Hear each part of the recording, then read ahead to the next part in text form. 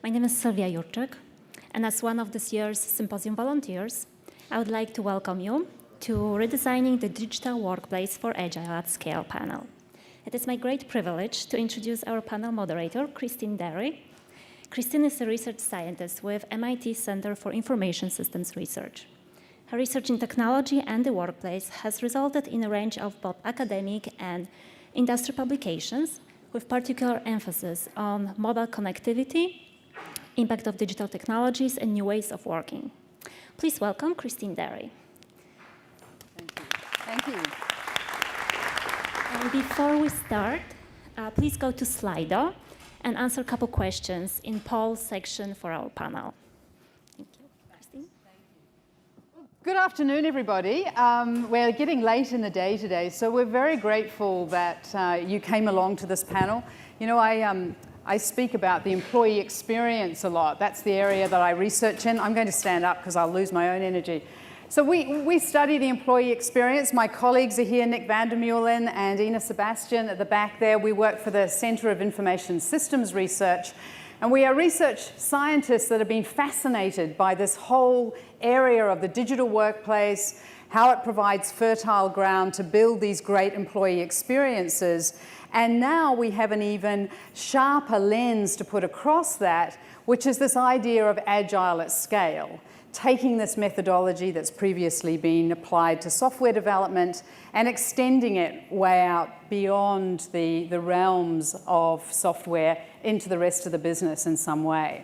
So we're fascinated by this. We're fascinated by how organizations are interpreting this idea and then how it adds value to our concept of thinking about new ways of working. And I hate to use that term, new ways of working, because I think it is actually the ways of working now. I don't think we're talking about the future of work. I think we're talking about work as it is and how it will be as it goes forward. And, you know, there's no playbook for this. We're all writing the playbook. All of you that are here, my panelists that are sitting up here that are particularly involved in the whole concept of thinking about agile at scale, we are the ones making the decisions about technology, the decisions about the space our people work in, the decisions about the talent that we need, and then some of the more ethical decisions about how we gather data, how we think about the sorts of ways that we're going to build these great employee experiences. So that's what we want to talk about today, agile at scale and how it makes a difference to the way we think about employee experience.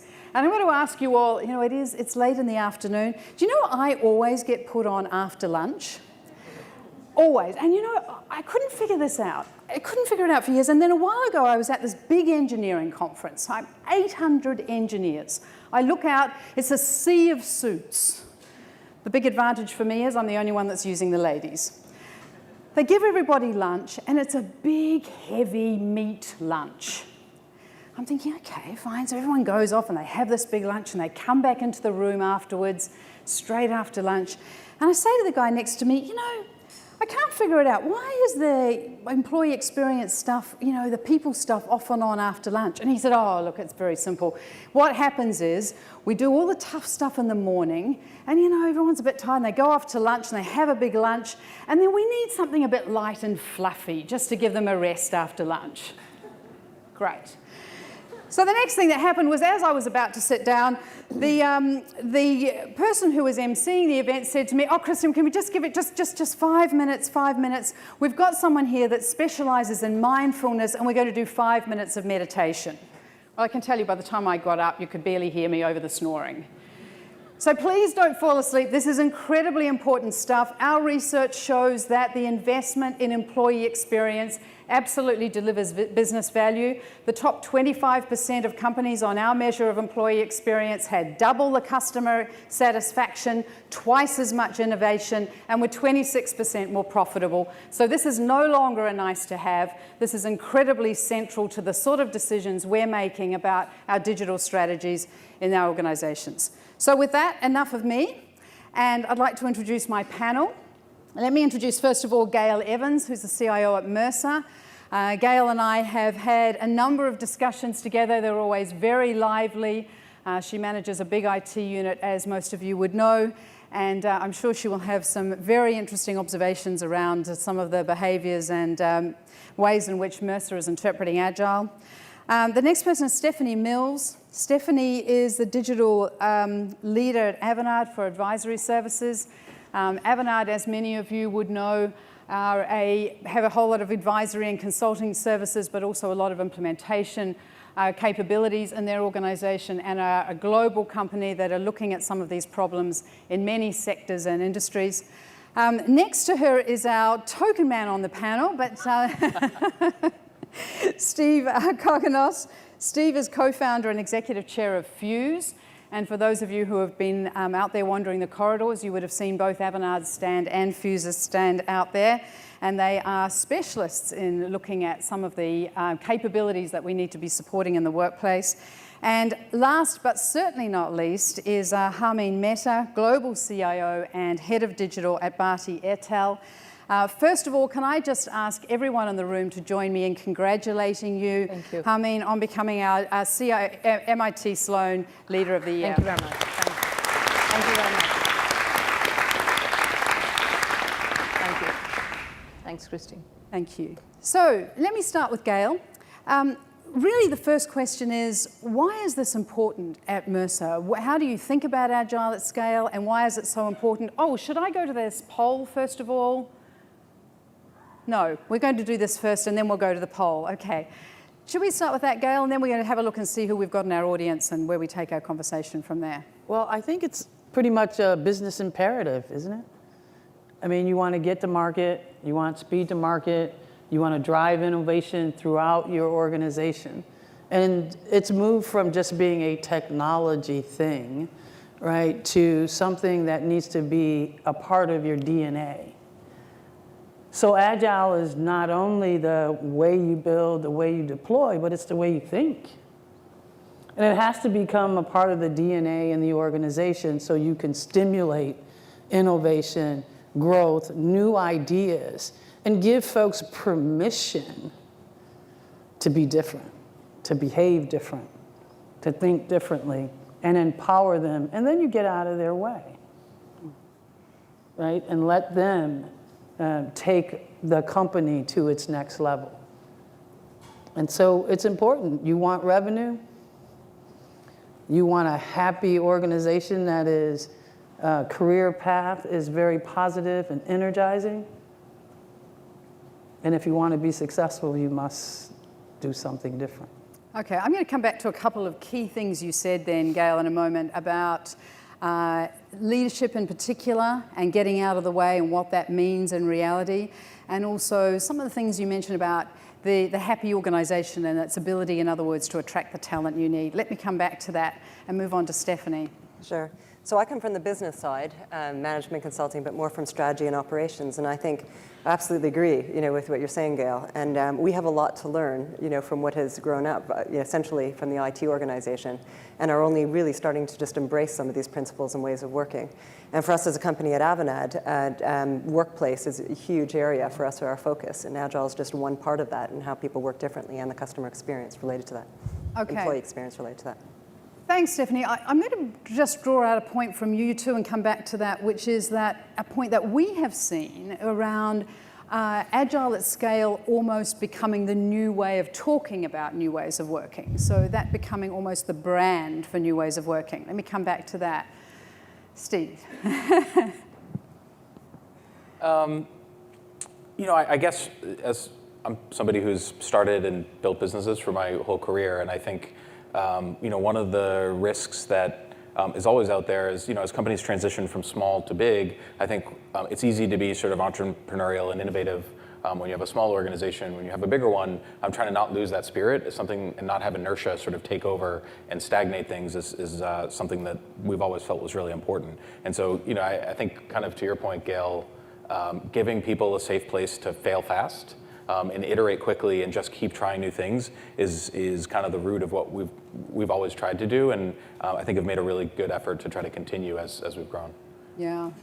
I think this idea of failing fast is really something that we haven't dug deep into yet. We're doing some great work at MIT actually in understanding the concept of failing And I'm wondering whether that could be possibly the wrong word to be using, but also what happens when you start extending that at scale. You know, in a small startup, I can see how that would work really effectively, but we are seeing this being really problematic in some larger organizations that have been built on command and control. I think it's really hard with command and control, for sure. It's probably impossible. That's my opinion anyway. I think really when we talk about fail fast, it's just try things and keep iterating and you'll get to the right answer. I think there's this sort of fallacy that people get to the right answer right away. And I think we just don't believe that people get to the right answer usually. You just got to try a whole bunch of different things. Yeah. And if you have smart people trying, as you iterate, you learn new things, and that sort of leads you to the right answer. And we'd always rather follow that process. We've actually changed from fail fast because that didn't land well with the executives, actually. So we changed it to learn fast.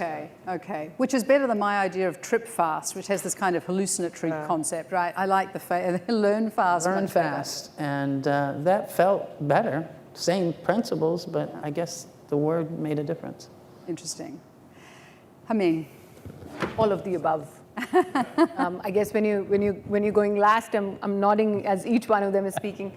I think for me, actually really agree with Steve's sentiment. The entire agile way of working.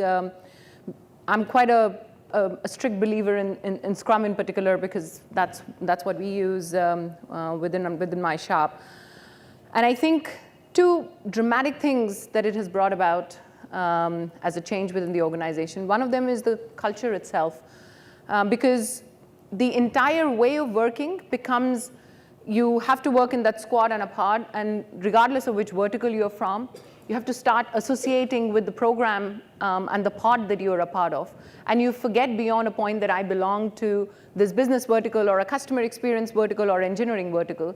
And I think that's probably the most dramatic change that I have seen over the last 2 years as we've gone from starting to work that way to it being the only way to work. And I think it's really spread like a very healthy virus in the organization. But I think if it weren't generating the results, it wouldn't have. But because it's been generating all those results, and the magic these teams create when they're working together, in meetings you find that a business person is starting a sentence that the engineering guy is then completing, and that's when you got the right team, and you got the right magic within the team as well. And I think that's impossible in any other form of working, because we've been working in other ways for several years, but I've never seen this level of cohesion that I've seen with Agile come in. So that's one part. The second part is what Steve was saying, fail fast. I think it's very important to fail. I don't know anybody, I can definitely say for myself, but I've never met anybody who says, I have learned so much through my successes. Because through your success, you only learn one way, which is the way you tried. And it's only when you fail at a few things that and Thomas Edison said it the best, I found 10,000 ways that don't work. And I think, but we don't have the luxury in our organizations to go and take millions of dollars and keep failing at it. So it's really important to create that, ability to be able to fail very fast and then move on. And if you're doing something truly innovative and disruptive and you're not failing, then that's an English sentence I don't understand. Because you can't be disruptive if you're just middle of the road. You have to be pushing the boundaries. And if you're pushing the boundaries, you're in uncharted territory. You don't know what will work, so you will fail. But I think the ability is to learn from it very quickly, as Abigail was saying, dust yourself and move on to something new. But you've got to allow for yourself to fail, and you've got to create. Agile is also about creating that culture in an organization that's accepting of that failure. And if you keep pointing to these young engineers saying, you have failed, and you failed at this, and you tried this, you've killed the culture the very next day. Interesting. I love this idea of learning, and I think that's the side of failure that we have to have, right? Both of you have mentioned this concept of how you then create that learning and share that learning. Before I get into that, I'd just like to turn to the poll. Are we ready with that? So we are just to see where I want to have a look at our audience and where they're at. It's hard for my panelists to see. That might be hard for me too. If I fall off this stage, then someone come and rescue me.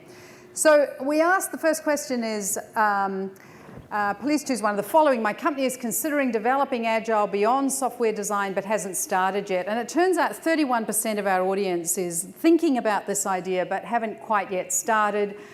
The company works as an Agile organization. It's just the way we do things, a little more like the companies we've been talking about here, that it just comes fairly natural. But 21% are doing that. 14% of our audience is experimenting and in selected projects and departments to see if it might work more broadly. I think your idea of how contagious this becomes will be an interesting It's like Band-Aid. You got to rip it off in one go. Otherwise, it's more painful. Okay. You'll keep experimenting. Right. You got to take a leap of faith. Interesting. So this idea of experimenting in your world would not have worked so well, right? I think in the beginning, probably 1 or 2 projects, but that's a very definitive amount of time. But you've got to, I don't know, I believe you've got to commit to something in life to actually make it successful. Right. If you really believe it's the right thing to do, you've just got to do it. Yeah. Stop talking about it. And commit. Yeah. A lot of companies experimenting, another 14% to experimenting and to see if it might fit more broadly. And then we're commencing an organization-wide Agile Scale transformation from scratch, and that's about 13%. So quite a broad spectrum in the audience of approaches to Agile. Let's see the next question. We then asked to select the approach to Agile that best describes your organization, how they think about this way of working. And we wanted here to explore whether companies were thinking about the principles of Agile or whether they were thinking more about some of the practices. And what we can see here is that most companies in the audience here are loosely applying the concepts. So they're taking the concepts, but they're applying their own way of thinking about this. I think you might have some pretty good thoughts about that, Harmeen, and probably Gail has got some pretty clear thoughts about that as well. Let's go to the next question. Okay, so the biggest challenge around Agile at Scale. Leadership capabilities, number one, biggest challenge. Building the capabilities of employees to enable them to work this way, number two.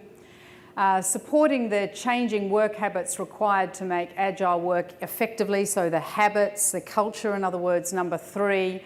And then attracting and retaining the skills required to lead these tribes and Scrum teams, about 35% there. Supporting flexible work practices and working remotely, less important, but 24% are challenged by that. And then investing in the space and technologies to support this way of working, about 21%. So a lot of challenges around thinking about, do we have the capabilities? Do we have the leadership? Have we in fact got the technologies and skills in order to apply this? And I think if we think about that in connection with the overall audience's response that most companies are trialing this in various different pods, then it's not surprising that some of these challenges are coming out. Gail, let me start with you. Let's talk a little bit about leadership being the number one challenge here. What are you seeing in Mercer? How have you addressed some of these challenges around leadership? Because we've seen it in our research as well. Well, I think that initially folks are very concerned, right? They are very good project managers, actually very good, and we're changing the roles. And the leadership needs to change as well to give folks permission to learn and not make it a very painful journey. So we focused on learning an educational program that we educated everyone, right, on the principles, on the basic foundations of Agile. Because this is not the cool kids in the corner that gets to play. It's about how you think differently, how you can innovate more quickly. So leadership for us, our leadership team, had to become Agile too. Because we were very conditioned by our business partners to think a certain way. Well, we want all of our requirements, and we're going to spend the next 6 months getting those done, and then you're going to go build. And it was very hard to have them think about use cases, right? User stories, what's that? What is a user story? So that educational component became very important. And the leadership is, to me, really about empowering your team. It is simply that. Empower them. Give them the foundational tools that they need. Give them the principles and the spirit that you're trying to drive. And this is what I mean by getting out of the way. Because they will work on the side of their desk, they will work at evenings to be a part of something they believe in. So you have to inspire them that there's something in it for them, there's something in it for the client, and there's something in it for the business. Right. So Gail, and please anyone else jump in on this, because what we see is this is okay when projects are rolling along as the leadership team might expect them to be, right? But the thing is with Agile, that's this kind of circular movement of iterating, and also the idea that you may not come out with at the end what the leadership expects that you're going to come out with. So how do you get leaders that are used to these more structured processes of managing projects and every ounce of their being wants to be in control and wants to... It's difficult. What do you do? Yeah. So I have braids, and I'm a comedian sometimes, and I would say that you will never see me with my hair on fire, no matter what happens. And we've had some programs where my business partner would be screaming in my right ear because because it's agile and it's being built in an iterative way, they couldn't see the end state. And that made them very, very nervous. So when the project turned red, I was sitting in my manager's office very often.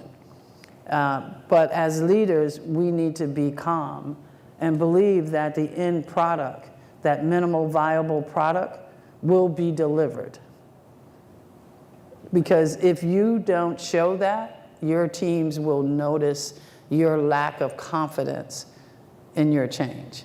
So I never wavered. Never wavered. And we have bitten off more than we can chew. We went to the cloud, built a PaaS platform and a big data platform in 12 months. That was hard. Yeah. Yeah. Steve, you know, you're a startup, you've done a lot of startup organizations. Fuze must have a lot of these challenges. You've got to deliver things quickly. You've got a lot of stakeholders that need to be satisfied. How do you go? Yeah, well, it hasn't been as easy as you might guess, for sure. I think we might have like a slightly different challenge than more established companies. I think one of the things that we've had to really think about is as you grow an organization really quickly, often the people who have the most domain knowledge and expertise are the people who are there. And what ends up arising from that is that you have a lot of first-time managers. And I think that's a unique challenge in and of itself because one, some people sort of have natural leadership qualities, other people need to have it sort of brought out of them. But also you have to sort of teach people the way to think about kind of team accountability, how they work, how they get to the right answers. And so one of the things that we did several years ago as we sort of hit our explosive growth arc was really think about learning and training and think about how we train managers, not just how you train employees who are coming in at various tasks. And so that includes, we have in different parts of the company, different training curriculum. We have a leadership network that we've built that's sort of company-wide so that people can kind of share what they're working on across disciplines and think about what they're doing. And so I think it's like anything else. There's no one right answer, but we've continually tried to just sort of even iterate on the idea of how do you sort of build really good managers inside of the organization and how do you give people the support they need so that they can be effective and get to the right answer eventually. Right, right. From the business perspective, Stephanie, how do you find, you're looking the other way, right? Yeah. How are leaders of the business acquiring these skills that they need in order to work in this more agile way and let go? No, I love this, the whole idea of really teaching and learning and sort of almost, from the bottom teaching the top because, I work mainly with established companies and for them it's really hard. It's really difficult. And I think, the first wave was around embracing agile principles. So it was sort of easy to set up, the teams and the scrums and everyone's got the right terminology. Sprints might be a little bit longer than 2 weeks, maybe they're 4 weeks or 6 weeks, but in general, they're sort of adopting the principles. But they haven't actually changed the way of working. So sort of say, I was at one meeting where the team came together and they were trying to fit into business reviews and cycles that are already there. It's completely the opposite of that iterative sort of test and learn. And I think that's it's one thing to say this is what Agile is all about, and this is the manifesto. It's another to say in your context, in your organization, for you to make it work, these are the things that you need to change. These are the incentives that for instance, one of the things that we continuously hear about is teams form and they start working on something and they're not incentivized as a team. They're incentivized individually in the traditional sort of silos or hierarchies still exist. So what do you know after 5 months or 6 months after the enthusiasm of working together and the MVP is done, it just disbands and there's no continuity. So I think there's something that's really missing in the education process of this is what it's about, but for it to work effectively in your organization, these are the things you need to do. Okay. Harmeen, I know you've got some really powerful views on this, and you manage an incredibly complex environment. You've had a whole lot of mergers and acquisitions, and at the same time, you've got this ambidexterity of managing a huge amount of innovation while removing costs constantly. Tell us how leadership works in your organization when it comes to Agile. So 2 things. One, when we trained all our guys on the way of working, we did exactly the same thing. The guys who were going to work together with the right business partners, they were trained together. And that meant that they were learning together as well and growing together. And each was calling the other out as they were establishing those principles in their way of working. I think that made a huge difference. So it wasn't that the engineering guys got trained, this is how you're going to work in your sprints, and then we brought all the business guys and put them in a room and saying this is how you're going to manage your backlog and what you're going to do. You have to put them together because it's that part that really has to work as one unit. So you got to train them together, and it really starts young. And the second thing is you've got to. I'm going to use a phrase that was used in the panel this morning, in George's panel about the antibodies. So you got to identify the right antibodies and squish them. I mean, if you don't do that at the right time, you're actually allowing them to fester and ruin a culture before it's even born. And the reason that's important, it's more important in large organizations like ours, and probably it's the least problem that Steve has, and probably a bigger problem that Gail and I would have.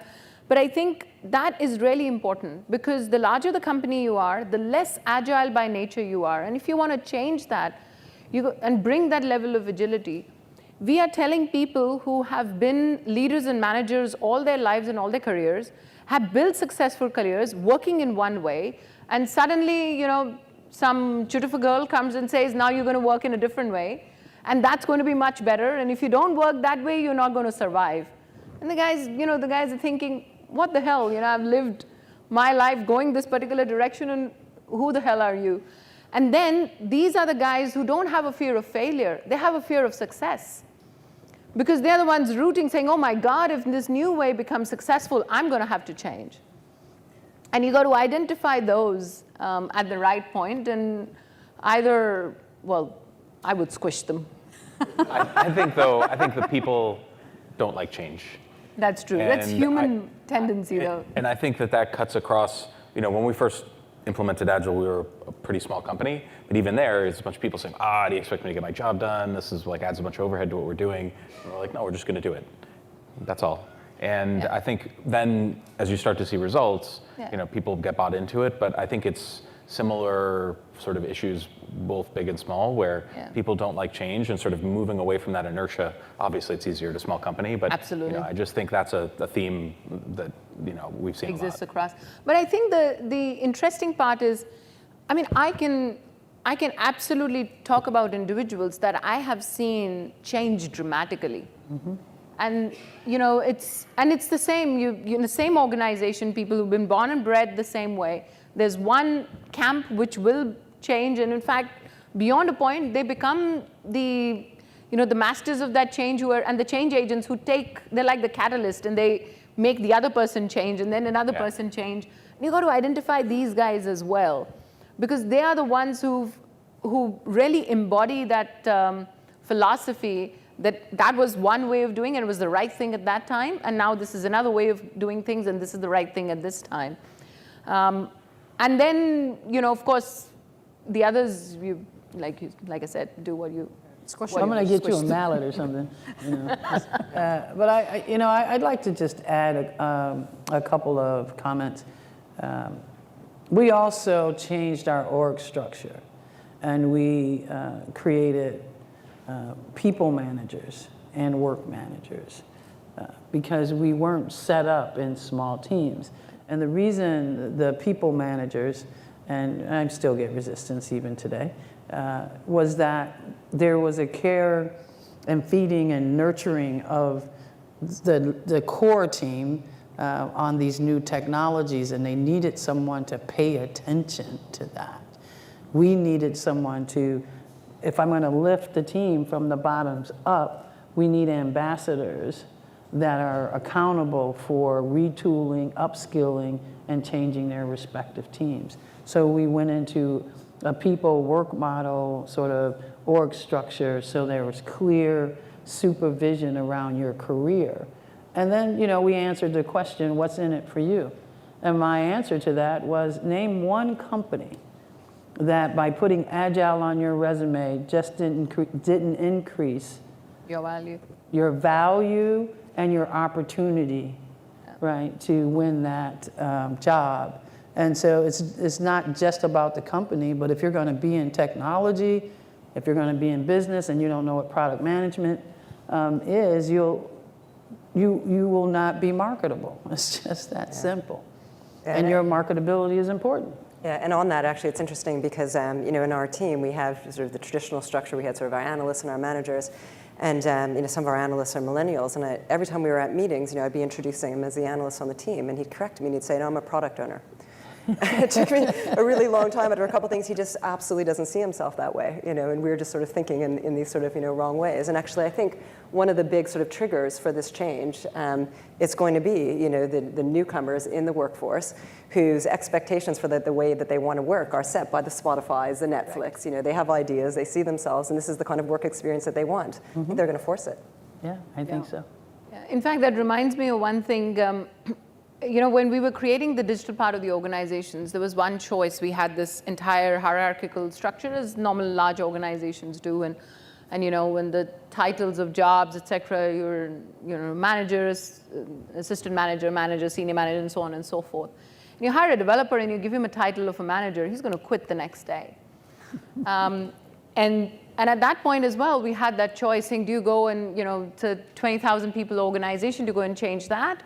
Or what do you do? And, and the example of squishing is we actually just created our own structure, our own hierarchy, nothing to do with the rest of the organization. So even today, 20,000 people are on one structure and 500 people are on another structure. Yeah. But this 500 is leading the culture of the entire 20,000. Right. And this didn't happen overnight. It's happened over the last 2 years. And the reason it's happened is because the moment this organization started delivering, everybody now wants to jump on this bandwagon because they see this is what's driving the future, and this is really Airtel 2.0. And nobody wants to be saying, I'm part of Airtel 1.0. Yeah. And I think, but that's what you've got to create as part of that culture, something that's the honeypot that draws everybody else in because they feel they would have a better future if they were on that side. And you got to I just made it sound more elite and saying, oh, you can't get onto that side. And suddenly it was the thing everybody wanted. So we've got a lot of questions from the audience about structure that we've just been talking about. And I think one of the, if I can sort of sum up some of these questions, one of the difficulties is, particularly if you've got experimental pods, right? You've got part of the organization working one way, part of the organization working in a different way. And you've got this kind of ownership thing that occurs around talent. And then you're going to ask the manager of that area or the owner of the vertical to say, we want that person to come over here and work in an agile team. How do you break some of those ownership ideas around talent for an agile? I could start with that. I think ownership is, I'm the engineer in the family, in the Airtel family, and there are two things that you can say. One is, if somebody who's running the business and they're the ones who want to bring about a disruption and say, this is the way I want to do things, and this is what I want to achieve. I think the dialogue has definitely changed in the last few years. I mean, previously you'd have a different conversation with the business leader would say, this is what I want to do, can you please ensure this is done? To now, the business leaders literally knocking on your door saying, this is my problem, tell me how you can use technology to solve my problem. So you're actually much more part of the solution and from the onset and helping with the problem and think through on how the problem is going to be solved together with your business partner. And once that happens, if that part of the organization is spending too much time thinking who is leading it, we've lost the plot a bit. So if it's a highly technical project and one of the engineering managers says, I'm going to lead this part, I think that should be OK. And if it's a really complex business problem or a new revenue model, you want the business guy to lead it. You want him to take ownership. And we're here to make things happen and make that magic happen for him or her. But it's very important that if it's their business, if they don't embrace that this is being done for them, you'll create something, but it either won't see the day of light, or it won't be embraced as much within the business organization, or it would not get the revenue or the extra value that you want because they've not driven it enough. So you want them to really head that. But I think beyond a point, as long as the right person who's solving the right problem is leading it, it should not matter. Right. Okay. I think also, I mean, there's, I don't know, from our standpoint, there's sort of a tone. Part of this is process, which is sort of agile, but there's other just sort of company values and the right tone from leadership. We did a big values exercise a couple of years ago that included a broad complement of people across the business. One of the things that came out there is that everyone should think like an owner. And I think that's something like from the top down that we've focused on. And I think if you look at sort of the output of that and look at how our products have evolved, you mentioned sort of Spotify and others, that was consumerization of the enterprise is something that we've focused on a lot also. And it's how do you get your product from point A to something that's really modern and easy to use and transformative, not only for internally in terms of the way people work, but it's transformative for the people who are using it every day. Yeah. And so I think we tried to kind of set the right tone. And look, we had a lot of challenges as the company grew up. And I think this was sort of our solution, was to sort of try to get everybody on the same page and really rethink how you approach product overall. And I think it's led to, if you look at our products today versus a few years ago, it's a totally different experience. Yeah, and I agree. I think that what we've tried to do is not say it's intrapreneurial, because, entrepreneurial just felt like the Wild Wild West for some of my leaders. And so by saying it's intrapreneurial and act like a startup felt better. But this whole consumerization of IT has been happening over many years. And I think it's unfair for us to believe that a business owner knows how to apply these technologies today. It's really unfair, right? They really don't know the power of the technologies that are emerging out of this digital era. They don't. And so we created an organization that is just focused on how do you think about digital within each of the lines of businesses. So how can you apply these technologies? We created a technology garage so that we can experiment and show the power in these technologies in your line of business, so it was of value to you.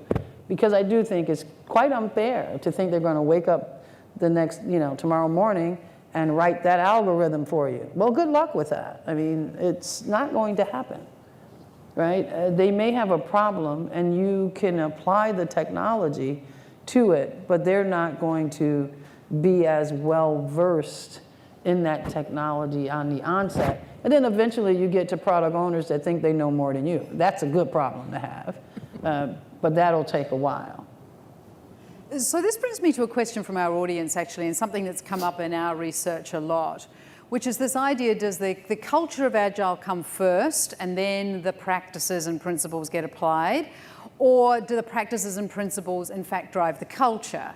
And I'm going to inject into that another question, which is a number of companies are saying, look, it's just no longer acceptable now for our executives not to have some knowledge of the technologies themselves, right? This is an area of training that we have to embed in the organization.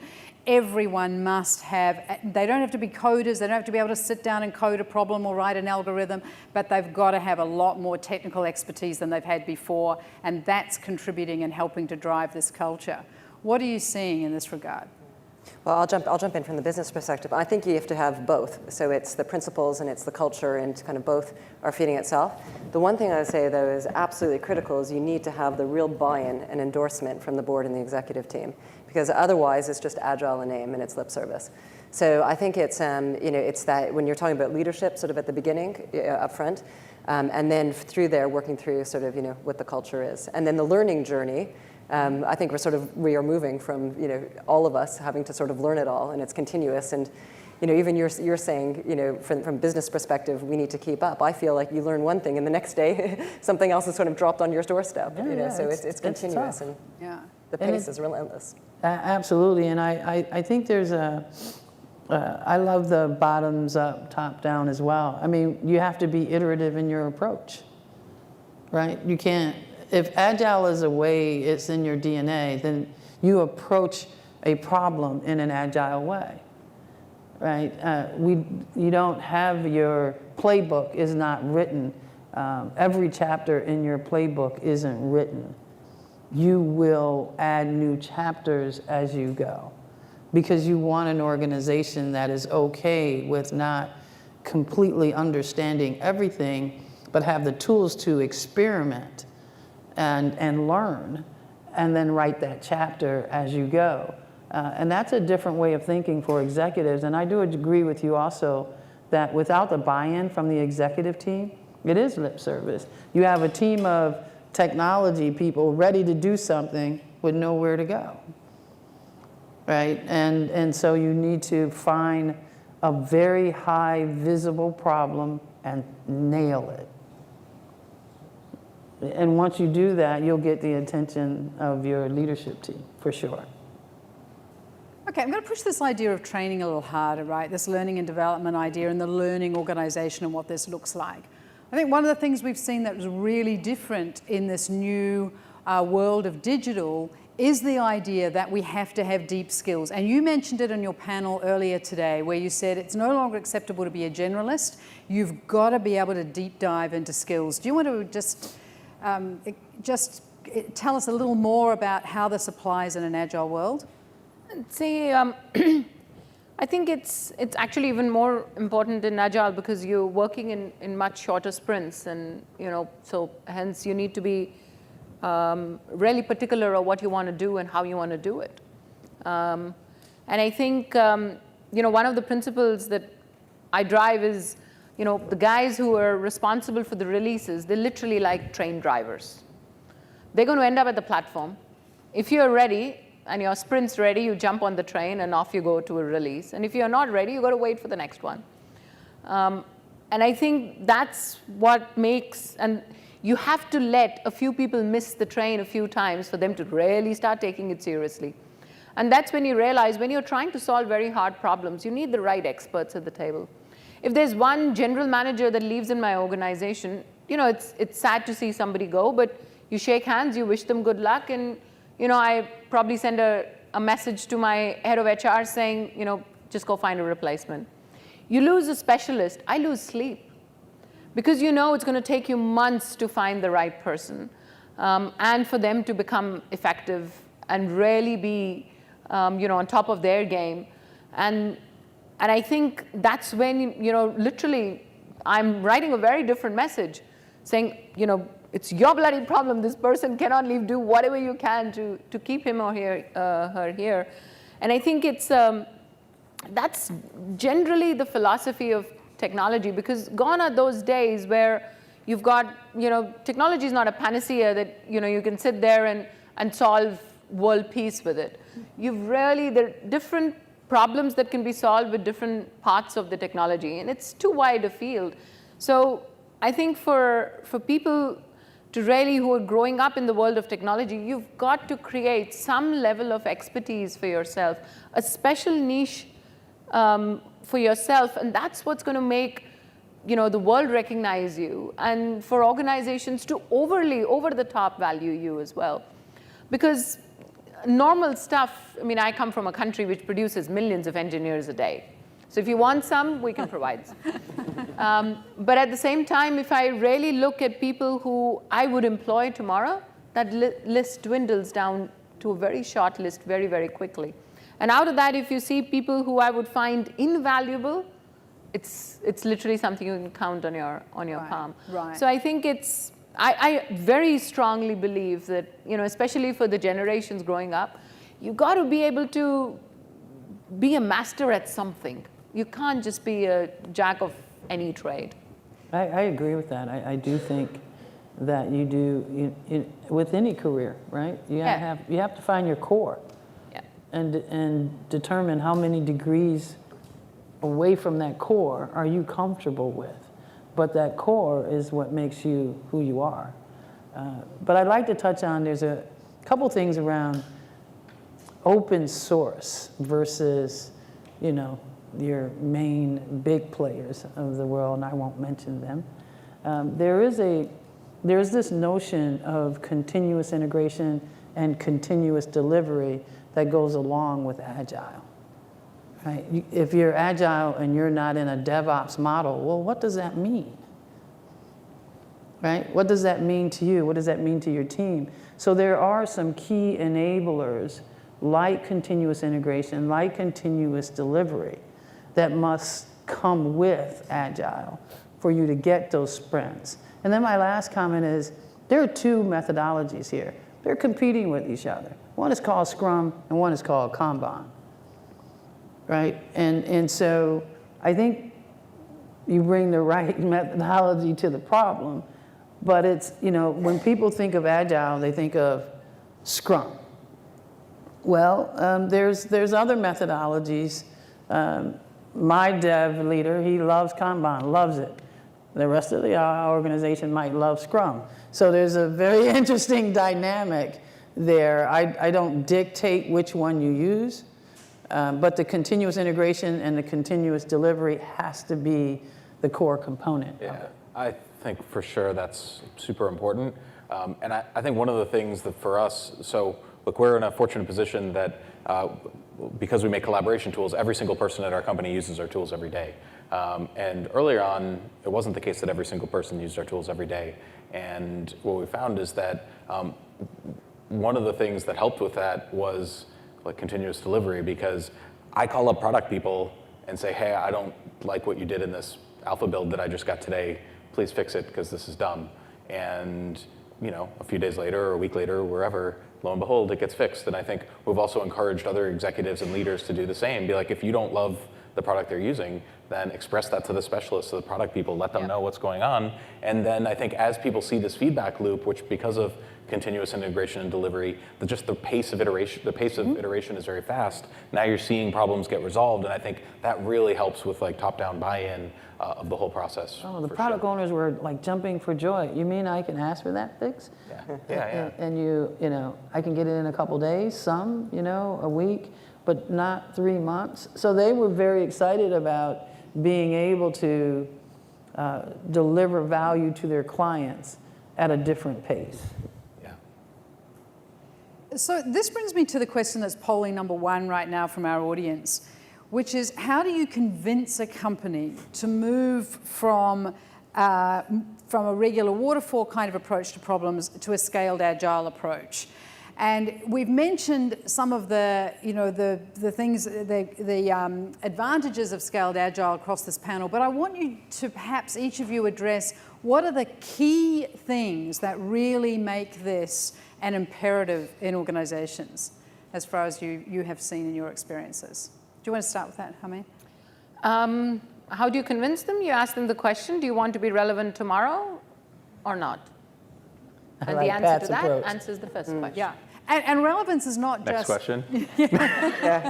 Easy.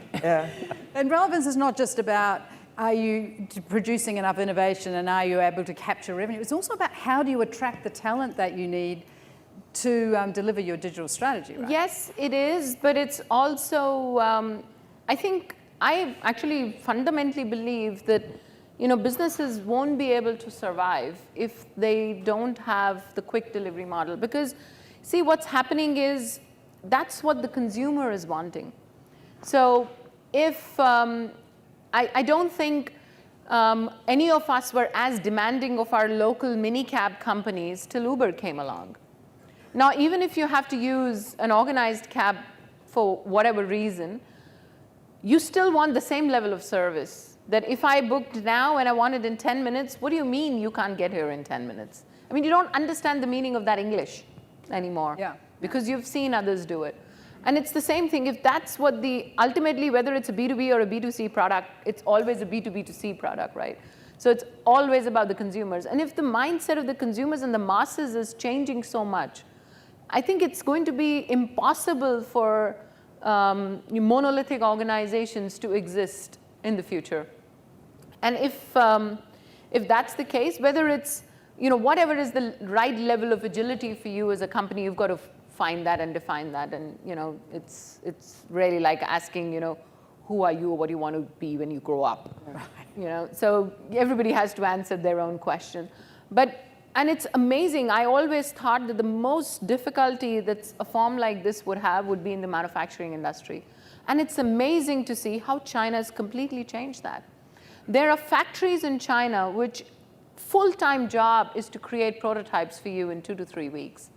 And since we're doing a lot of work in IoT, you don't know what's going to stick till you've gone and tried it in the middle of a field, in the middle of nowhere, and you've tried it under distressed circumstances, 10 feet under the ground, 50 feet into the air. You don't know whether a product's going to survive or not. And in order to test it, if you're going to take 1 year to manufacture it and then realize, oh, it doesn't work, and take another year to manufacture and realize it still doesn't work, I mean, we're going to be nowhere. But there are these factories that create products, and they might not be the most industrialized, but you have something that you can test in a few weeks. And it allows you to do a lot more iterations to perfect that product before it goes to market. And you would not be able to do that otherwise. And if you just want to be relevant or even exist in today's world, at least beyond 2018. Yeah. Yeah, so on the relevancy point, and I couldn't agree more, and I'm based actually in the UK, and there's been sort of just a whirlwind or a perfect storm, of different things that have triggered the need to change. One of them is, Brexit. So we just have an absolute war on talent now, and they're thinking very carefully, about how do you attract the hot skills. It's hard, especially with the millennials. What is it that you're going to be able to offer them? And that's all of a sudden put the entire employee experience right up there on the board's agenda. What are we going to do for that? I think similarly, and I do a lot of work in retail, the effect that Amazon has had in the retail space, it has decimated our high street. Right. So you start to see these triggers, and all of a sudden it's not okay to operate the way that you did before. Yep. And all that old school thinking goes, try everything. Agile is one part of it, of a digital transformation, it's got to be in the mix. And then, everyone's sort of waking up and seeing what's happening in Asia and other countries, in payments and mobile, Correct. and saying, this could happen here, and with technology and platforms, it can happen tomorrow. So I think it is absolutely around this point of relevancy, and you can make the case sort of in many dimensions, but it just kind of creates that sort of need for change. Yeah. I think there's also sort of this separate trend around just changing workforce behavior. And I think that's something that's not that well understood. We spend a lot of time looking at data just to see what people's habits are. Some of it at a macro level, but some of it just like what do people actually spend their day on? Obviously, we make tools that allow us to see how people are communicating, and we've seen some really fascinating results. One of the use cases we see a lot of are people who sit in group video discussions all day long, even if they're in the same office, sitting next to each other, and they're not talking. So when we first rolled out some of this functionality, we thought we might be broken, because we're like, why is there no audio, but there's all this video all the time? And we looked into it more and more, and it turns out people are on video, text messaging with each other, so group messaging, and then every so often they like to look up and talk. And that's an interaction pattern that you wouldn't just guess and wouldn't emerge in a lot of the traditional tools that are out there. So we think it's also like constantly trying to move the ball forward, not only on kind of process and how people are working, but really looking at having the tools be invisible in a way so that people just work the way they want to. And as we see behavior shifting, we try to iterate our products to encourage those new behaviors. And I think it's really important, again, goes back to this continuous delivery idea, that for anybody who's trying to think about how their users work every day, you need to be working with vendors and products that are going to help move at the same speed. Because if you don't, I think this is where you get into these existential problems. Yeah, for absolutely. sure. And we do exactly that. I just opened a new Airtel X Labs, as a new entity in a different city. So we opened up in Bangalore, which is our alternative to Silicon Valley. At least so I like to think so. But and one of the first things that we did there was set up this live streaming between the two offices. So all the guys here are able to see all the guys there, and vice versa. And it's just to create that sense of community and nothing else. And and you see it's amazing how human habits start to change. Anybody who walks across the camera, it's inevitable they just do this. And there'll be 50 people who wave back. And it just creates a very different sense of that work environment. Otherwise, you could be sitting in a satellite office and nobody would know you existed. Yeah. Gail, one final word, because we're running out of time. Sadly. What would you say to the chief executive that said, we're happy with Waterfall? I don't ask for permission. You said in a word, that's a word, right? Because if you ask for permission and you're not ready for the answer, but if you can show them the value, that goes a long way. So I don't ask for permission. And I think that's the perfect way to end this panel. I'm really sad this has come to an end. I feel like we could talk for another hour easily. I've got through 2 of my lengthy list of questions. Please join with me to thank our panelists. It's been a fabulous discussion. Thank you.